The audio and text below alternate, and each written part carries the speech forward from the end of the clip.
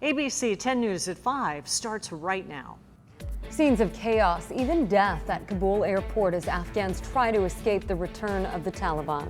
Why President Biden is continuing to defend the decision to withdraw. Plus, San Diego County is now recommending employers require COVID-19 vaccinations or weekly testing, the latest measure to combat a surge of infections.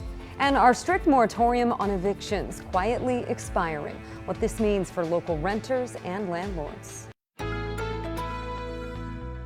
ABC 10 News at 5 starts now. American troops cannot and should not be fighting in a war and dying in a war that Afghan forces are not willing to fight for themselves. President Biden standing firmly behind his decision to withdraw U.S. troops from Afghanistan after admitting the collapse of Afghanistan's government unfolded more quickly than the U.S. anticipated. Good evening. I'm Lindsay Pena. And I'm Steve Atkinson. The Taliban is now in control of the capital city, almost 2 decades since they were driven out by U.S. troops. At the same time, thousands of civilians are trying to escape, with chaotic scenes unfolding at Kabul's airport earlier today. As ABC's Ike Ejace reports, the president is warning the Taliban that any interference will be met with a swift response. Today, dramatic images emerging from Kabul. This video of Afghans swarming a U.S. military plane leaving the airport. Long lines filled with people trying to leave the country. Helicopters seen here flying away. The enormous throng of people can be seen from satellite images. ABC's Ian Pannell on the ground in Kabul. This crowd rushing to the airport. Behind them, the sound of gunfire. The United Nations holding an emergency session to deal with Afghanistan, and President Biden coming back to the White House from Camp David to address the nation. The truth is, this did unfold more quickly than we had anticipated. So what's happened? Afghanistan political leaders gave up and fled the country. The Afghan military collapsed, sometime without trying to fight. UN Secretary General Antonio Guterres telling the Council all countries must be open to accepting Afghan refugees. We cannot and must not abandon the people of Afghanistan.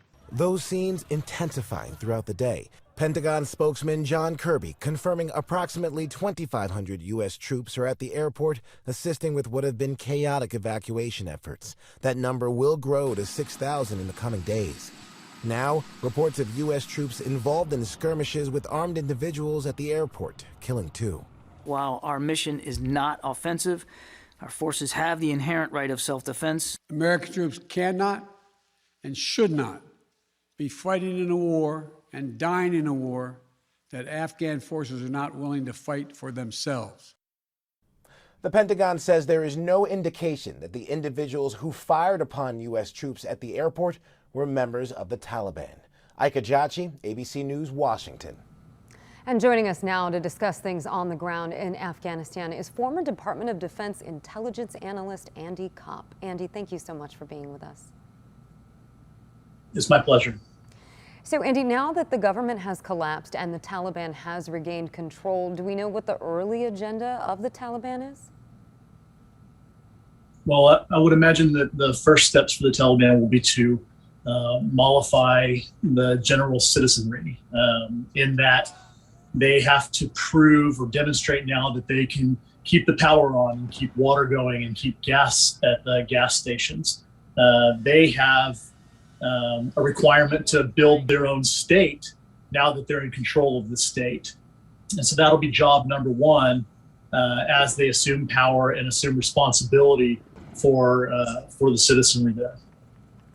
How high should the level of concern be right now about terrorist plots being formed in Afghanistan at this point? In terms of terrorism related to how we would have thought of it 20 years ago in the 9/11 era, it's just not really remotely similar.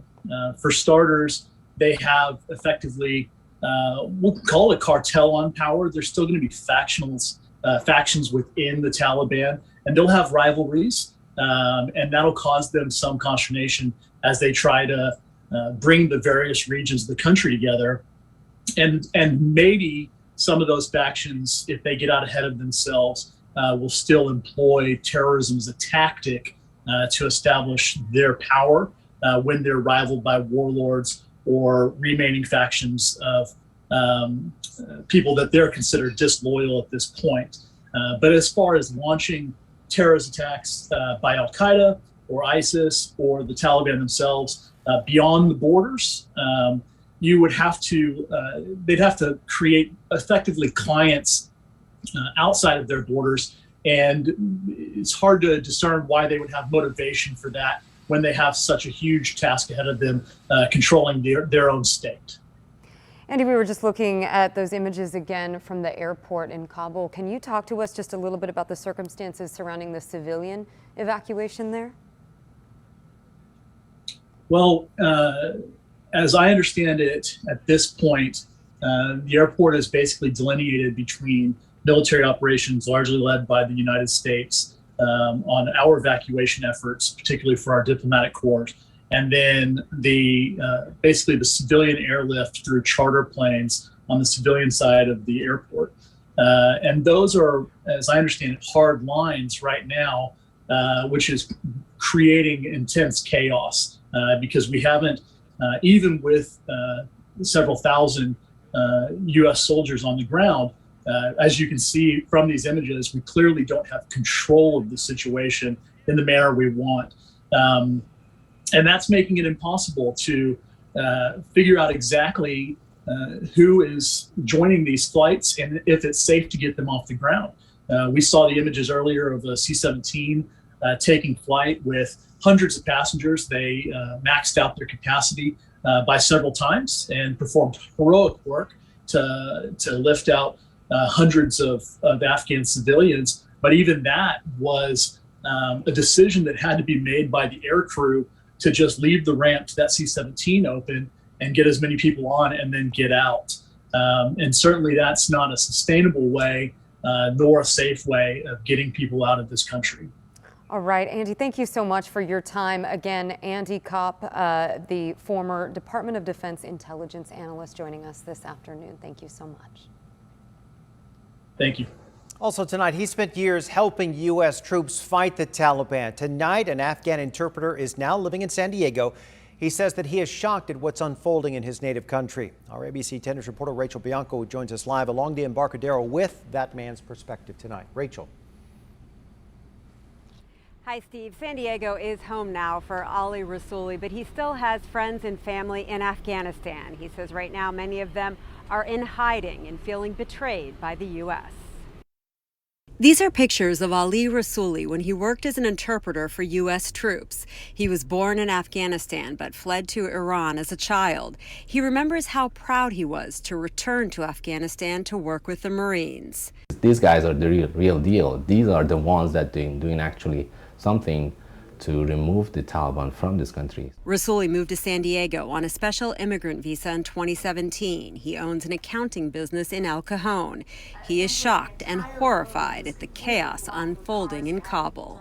Very pissed off, honestly. I'm very sad.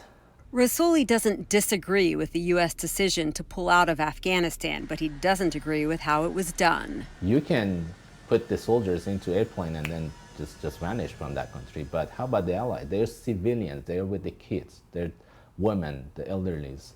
He believes more visas should have been secured to protect the allies from the Taliban takeover. Now that they feel like kind of betrayed, it's okay. They told us, okay, you can work with us, and then we're gonna protect you. But where is the protection now? He says it took 5 years for him to get his special immigrant visa, a process that he hopes is expedited for the allies left behind. Reporting live along the Embarcadero, Rachel Bianco, ABC 10 News. Thank you, Rachel. Northern California is home to one of the nation's largest Afghan-American communities. People there are watching the chaos in Kabul with dismay. 20 years ago, there was a sentiment of hope. Today, there's a sentiment of grief. It's hopelessness now. Zahir Darby still has family in the country, and although she was able to get in touch with them yesterday morning, she still fears for the safety of her aunt and cousins. She was afraid. She didn't know what was going to happen to her, and she didn't know what was going to happen to her children.